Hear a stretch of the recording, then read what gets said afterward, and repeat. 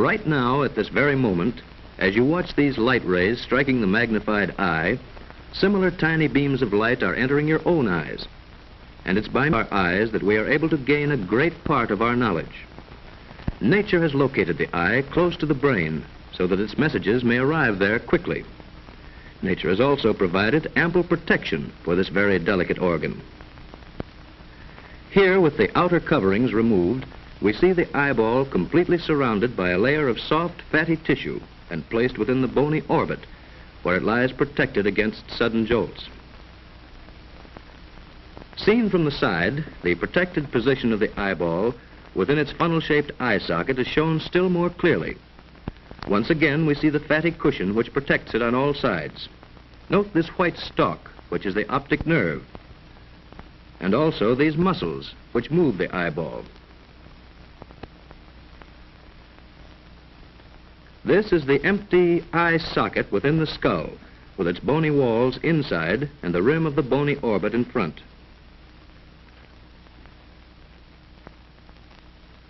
By gradually restoring the outer portions of the skull and also the covering tissues, we can now realize the location of the entire eye in relation to the outline of the face.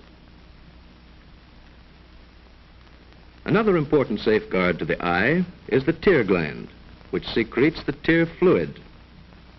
This is an effective germicide which drains through the tear ducts into the nose after flushing and cleaning the entire eye surface. The eyeball itself has a white, glistening surface. Its front part bulges and forms a highly transparent window. In this sectional view, the capsule of the eyeball is seen to have 3 layers. This thick, tough outer layer is called the sclera and serves to protect the delicate structures within.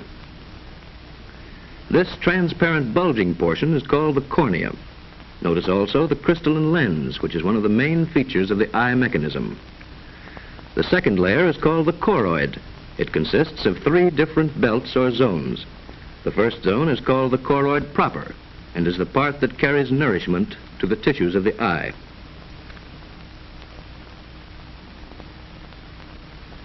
The next zone is called the ciliary body.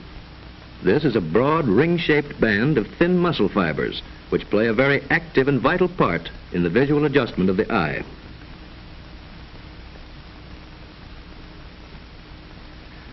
The third zone is the well-known iris, which expands and contracts the pupil much like the diaphragm of a camera. The iris will soon be described in greater detail. Here is an outside view of the entire choroid, which shows the dense network of arteries and veins carrying nourishment to the eyeball. You can also see the shape of the ciliary body and the iris.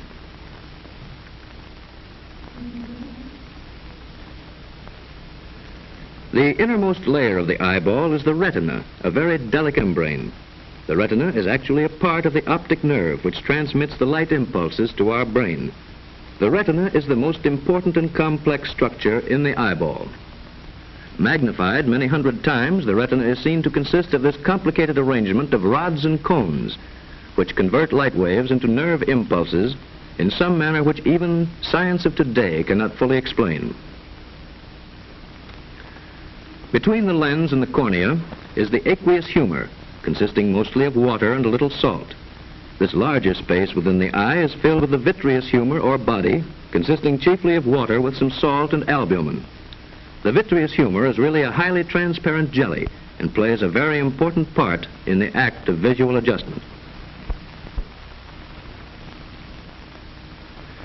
Thus, light rays entering the eye must pass in succession through first the cornea, second the aqueous humor, third the pupil, fourth the crystalline lens, and fifth the vitreous humor in order to reach their destination, the retina.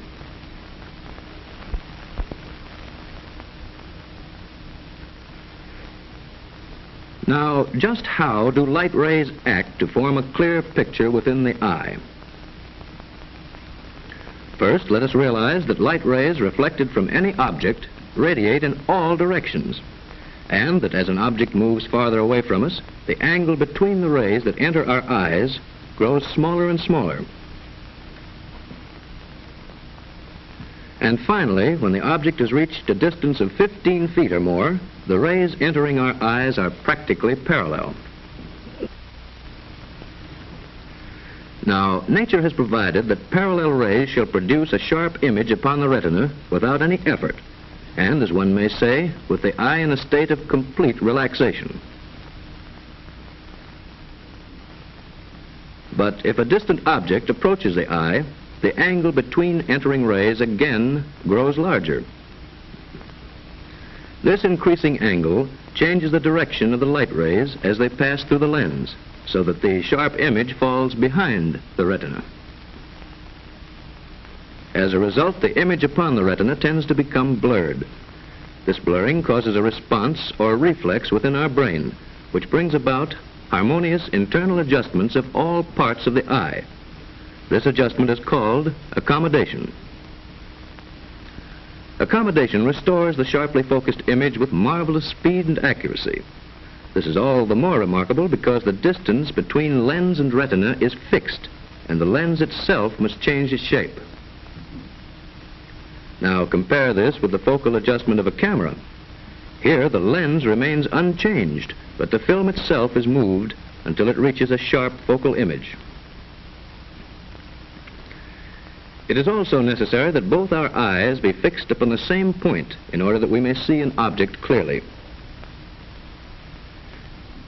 Thus, as an object approaches us from a distance, our eyeballs turn accordingly. This movement is called the convergence of visual axes. This action is shown here as the object approaches and recedes.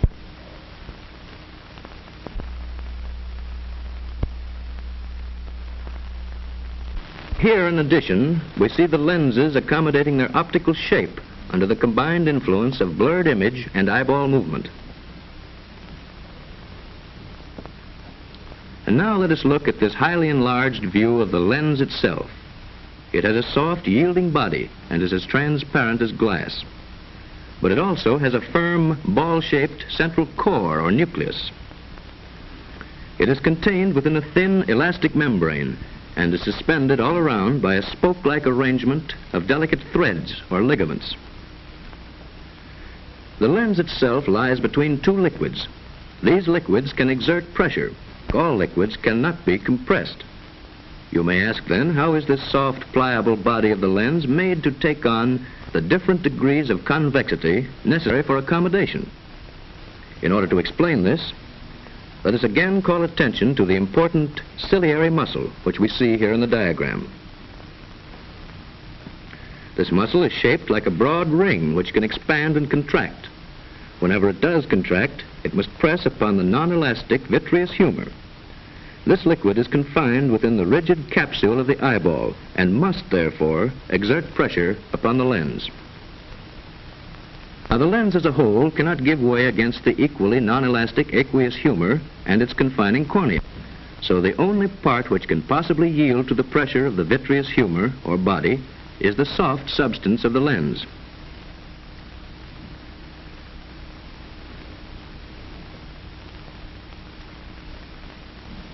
This lens substance is thus molded into an even curve against the rigid ball-shaped core, thus forming this highly convex bulge, which science has called lenticonus. So whenever the image upon the retina becomes blurred, the brain automatically causes the ciliary muscle to contract or to relax until the lens has attained just the right shape to restore a sharply defined image upon the retina. This is the remaining portion of the choroid, called the iris, with its central opening, the pupil. Like the diaphragm of a camera, the iris regulates the amount of light and sharpens the image upon the retina. The iris acts automatically, and so is an important link in the process of accommodation.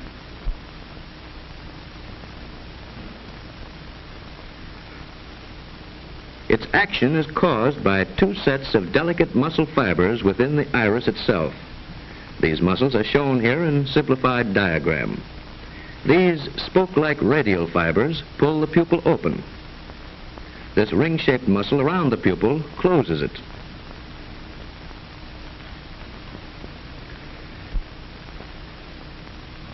In this side view, we see the opening and closing of the pupil, so that we may more clearly understand another important part played by the iris. Whenever demanded by conditions, the lens acquires this peculiar bulge called lenticonus. This cone-shaped curve at first causes light rays to become distorted into aberrations upon the retina. As a result of these distortions, the pupil now contracts until the diffused rays have been shut away and only a clear image remains upon the retina. These interesting mechanics of the lens are not generally known, and the facts presented here have only recently been accepted by science. It is well for us to know that our eyes are one of our greatest gifts of nature and are indeed worthy of our constant care and protection.